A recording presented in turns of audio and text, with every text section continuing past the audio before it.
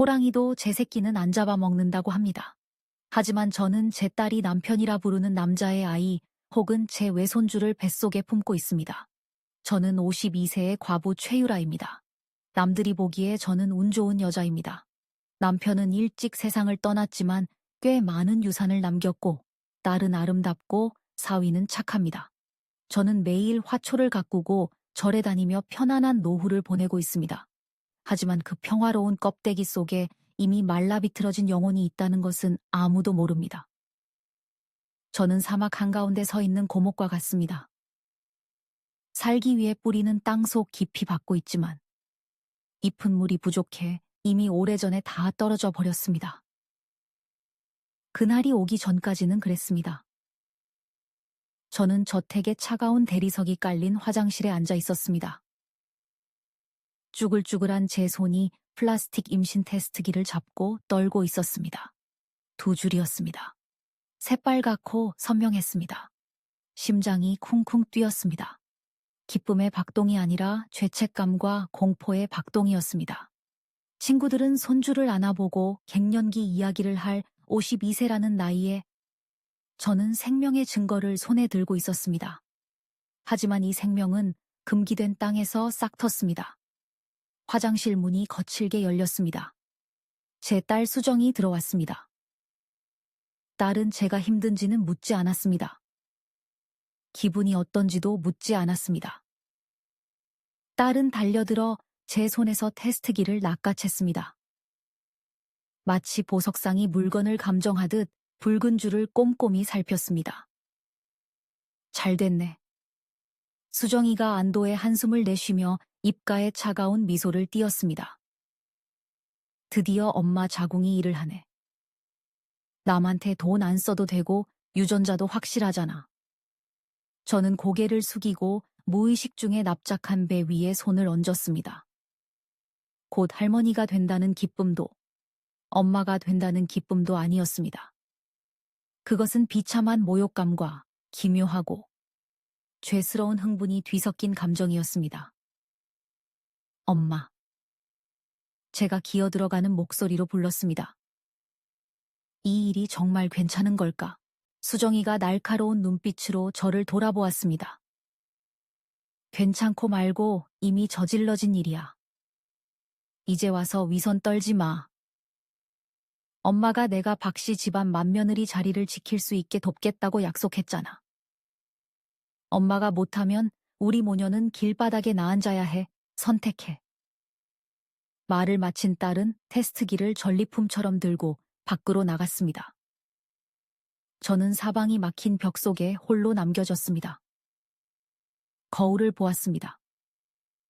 거울 속의 여자는 아직 고운 태가 남아 있었지만 눈에는 깊은 근심이 서려 있었습니다.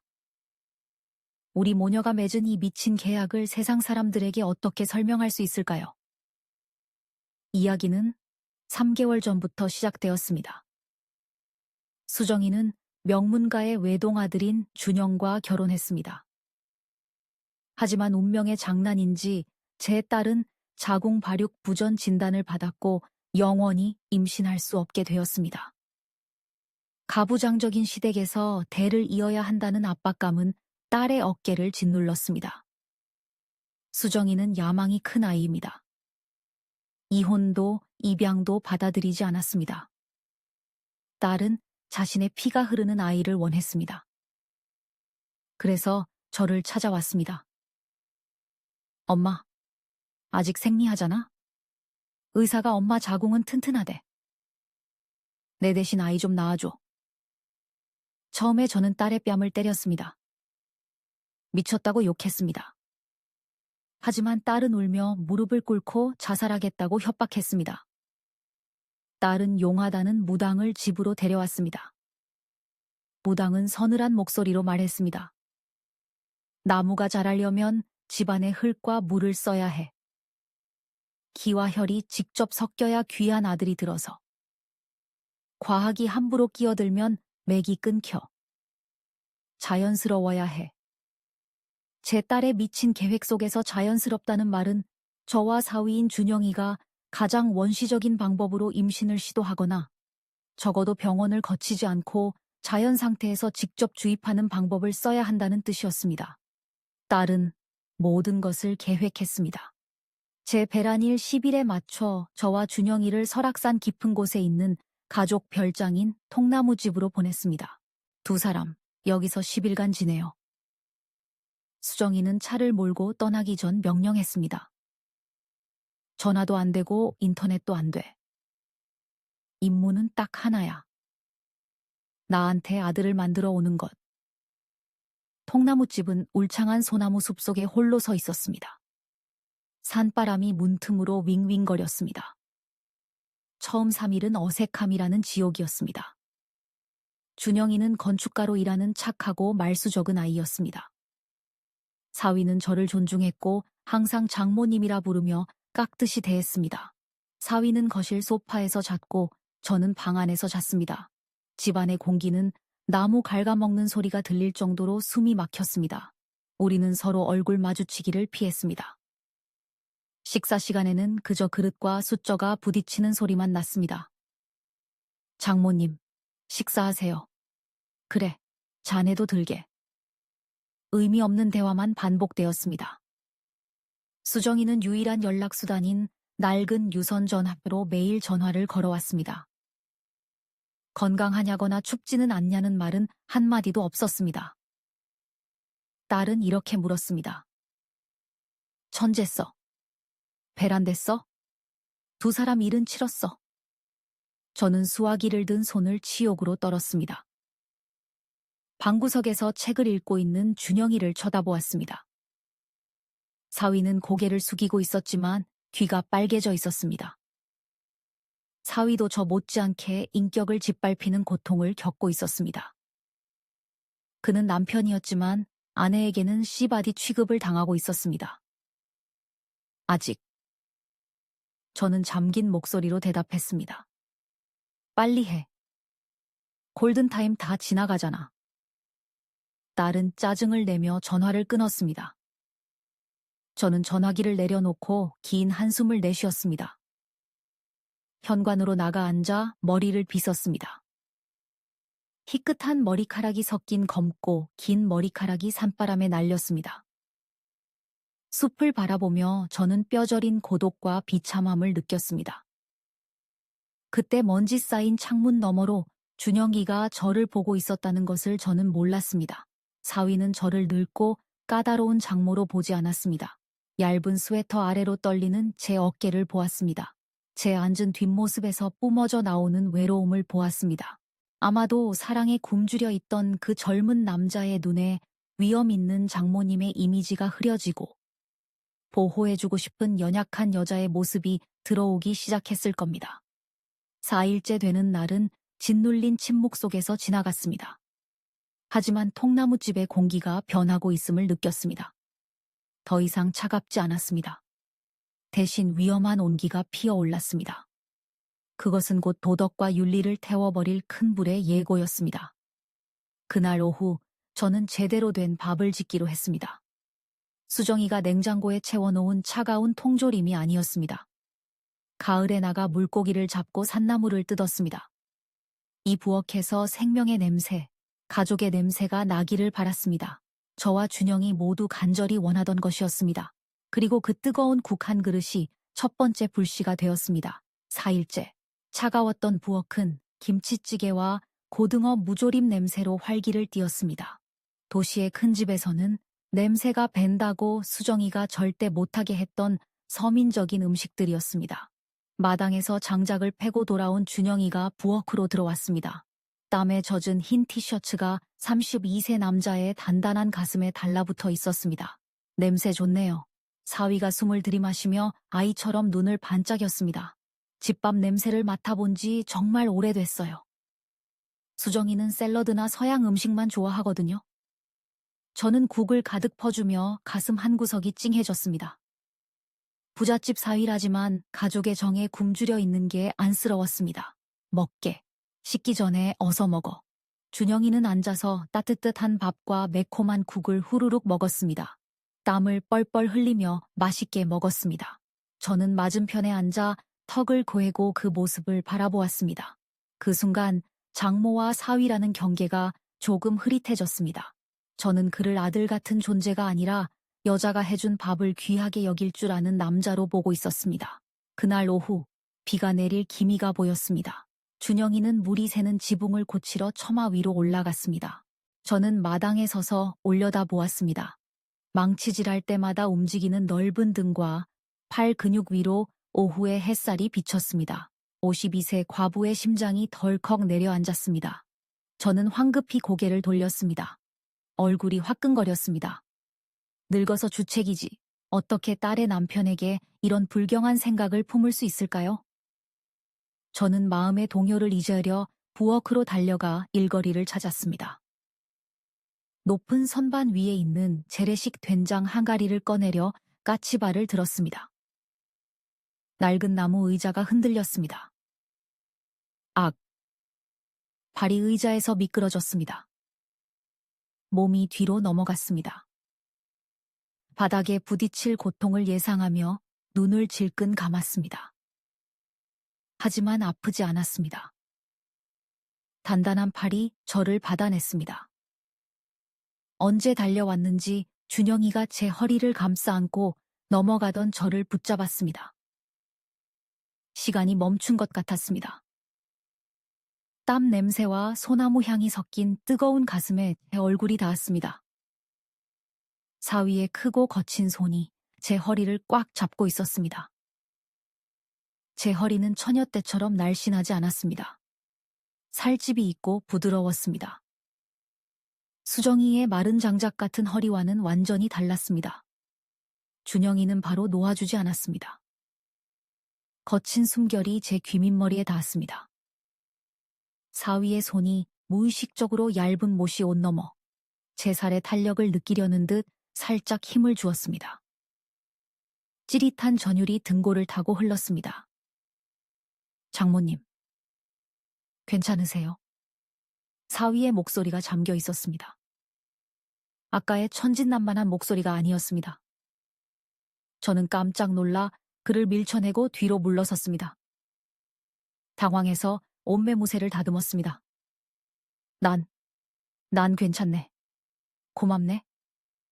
우리는 좁은 부엌에 서서 서로 눈을 마주치지 못했습니다. 금기된 감정이 피어올라 공기가 무거워졌습니다. 운명의 7일째 밤. 설악산에 큰 태풍이 몰아쳤습니다. 바람이 울부짖고 비가 통나무집을 찢을 듯 퍼부었습니다. 전기가 나갔습니다. 집안은 칠흑 같은 어둠에 잠겼고 제가 급히 켠 호롱불 하나만이 위태롭게 빛나고 있었습니다. 따르릉, 따르릉, 빗소리를 뚫고 전화벨이 날카롭게 울렸습니다. 수정이었습니다. 저는 떨리는 손으로 수화기를 들었습니다. 엄마, 오늘이 달력상 최고의 배란 일이야. 천은 올랐어? 잡음 섞인 전화선 너머로 딸의 목소리가 차갑고 날카롭게 들려왔습니다. 얘야, 거기 비가 오든 말든 난 관심 없어. 오늘 밤이 결정적인 날이야. 두 사람 내일 망치지 마. 엄마가 내 대신 갚아야 할 은행 빚을 명심해. 딸은 전화를 끊어버렸습니다. 저는 힘없이 팔을 떨구었습니다. 치욕이 목까지 차올랐습니다. 딸은 저를 엄마가 아니라 아기 낳는 기계로 보고 있었습니다. 남편을 종마로 보고 있었습니다. 딸은 우리의 인격을 뺏고 이 외딴 집에 던져놓고는 자신의 야망을 위해 짐승처럼 교미하라고 강요하고 있었습니다. 저는 준영이를 돌아보았습니다. 사위는 탁자에 앉아 수정이가 양기를 북돋워준다며 준비해준 약수를 따르고 있었습니다. 준영이가 저를 올려다보았습니다. 노란 불빛 아래 제 눈가의 주름이 흐릿해 보였습니다. 저는 머리를 풀고 크림색 실크 잠옷을 입고 있었습니다. 그 사람이 또 재촉하나요? 준영이가 낮고 슬픈 목소리로 물었습니다. 저는 고개를 끄덕였습니다. 눈물이 핑 돌았습니다. 오늘 밤이 결정적인 날이라더구나. 준영이가 씁쓸하게 웃었습니다. 술을 단숨에 비우고 제게도 한 잔 따랐습니다. 드세요, 장모님. 몸 좀 녹이세요. 그리고 우리가 누군지 잊을 수 있게 드세요. 저는 잔을 들어 단숨에 마셨습니다. 독한 술 기운이 코를 찌르고 얼굴과 떨리는 몸을 뜨겁게 달구었습니다. 준영이가 일어서서 제게 다가왔습니다. 사위의 그림자가 나무 벽에 길게 드리워져 저를 덮었습니다. 밖에서 천둥이 쳤습니다. 과광. 저는 깜짝 놀라 몸을 움츠렸습니다. 준영이가 다가왔지만 이번에는 안전거리를 두지 않았습니다. 사위가 제 손을 잡았습니다. 손이 불덩이 같았습니다. 유라 씨. 사위가 제 이름을 불렀습니다. 장모님도 어머니도 아니었습니다. 그저 유라 씨였습니다. 그 두 마디가 제가 수십 년간 스스로 가두어 두었던 도덕의 감옥문을 활짝 열어젖혔습니다. 저는 그를 올려다보았습니다.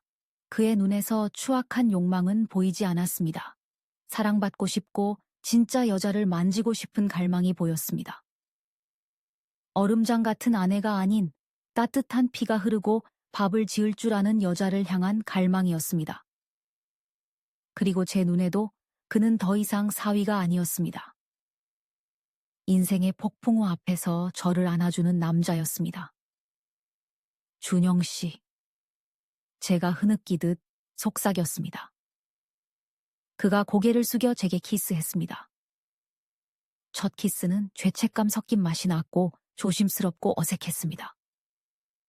하지만 입술이 닿고 숨결이 섞이자 지난 7일간 억눌러왔던 것이 폭발했습니다.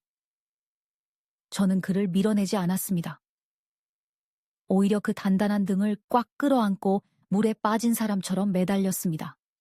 우리는 마루에 깔아놓은 요 위로 쓰러졌습니다. 밖에서는 비바람이 몰아치고 호롱불이 꺼져가는 어둠 속에서 외로운 두 사람이 서로를 찾았습니다. 우리는 수정이를 위해 아이를 낳는 임무 때문이 아니라 서로의 영혼에 난 구멍을 채우려는 인간 본연의 갈망으로 서로를 탐했습니다. 그날 밤 저는 장모가 아니었고 그는 사위가 아니었습니다. 그저 한 남자와 한 여자로서 서로의 빈 가슴을 가장 뜨거운 육체의 언어로 채워주었습니다. 서울로 돌아와 뱃속에 생명을 품게 된 저는 완전히 달라졌습니다. 우울했던 과부 최유라는 사라졌습니다. 피부는 시술을 받은 것처럼 팽팽하고 윤기가 흘렀습니다. 눈은 반짝였고 입게는 항상 미소가 맴돌았습니다. 저는 밝은 꽃무늬 원피스를 입고 머리에 옥비녀를 꽂기 시작했습니다. 사랑하는 남자의 아이를 가진 여자의 회춘이었습니다.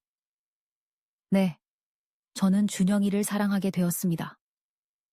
잘못되고 근친상간적인 사랑이었지만 끊어내고 싶지 않을 만큼 강렬했습니다. 준영이도 마찬가지였습니다. 사위는 장모님을 뵙는다는 핑계로 자주 들렀습니다. 아내가 시킨 임신부용 약이 아니라 제가 좋아하는 새콤한 오메와 직접 줄 서서 사온 따뜻한 전복죽을 들고 왔습니다.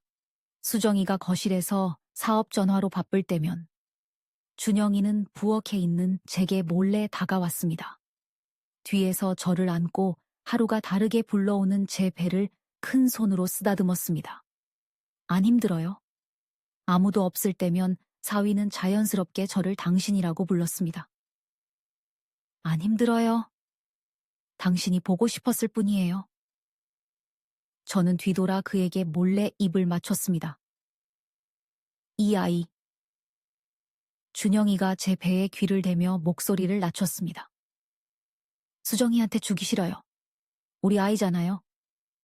당신과 아이를 떳떳하게 돌보고 싶어요. 그런 말 말아요. 제가 그의 입을 막았지만 가슴이 미어지는 것 같았습니다. 약속했잖아요. 수정이가 알면 안 돼요. 하지만 비밀은 오래가지 못했습니다.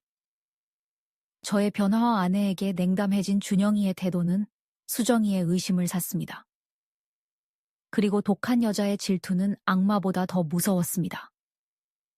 임신 8개월째였습니다. 집에서 파란색 작은 털실 옷을 짜고 있는데 준영이가 이를 핑계로 들렀습니다. 그는 제가 앉은 소파 앞에 무릎을 꿇고 불룩한 제 배에 얼굴을 묻었습니다. 착한 아들, 아빠 한번 차보렴. 그가 킥킥 웃었습니다. 두 사람 정말 사랑해요.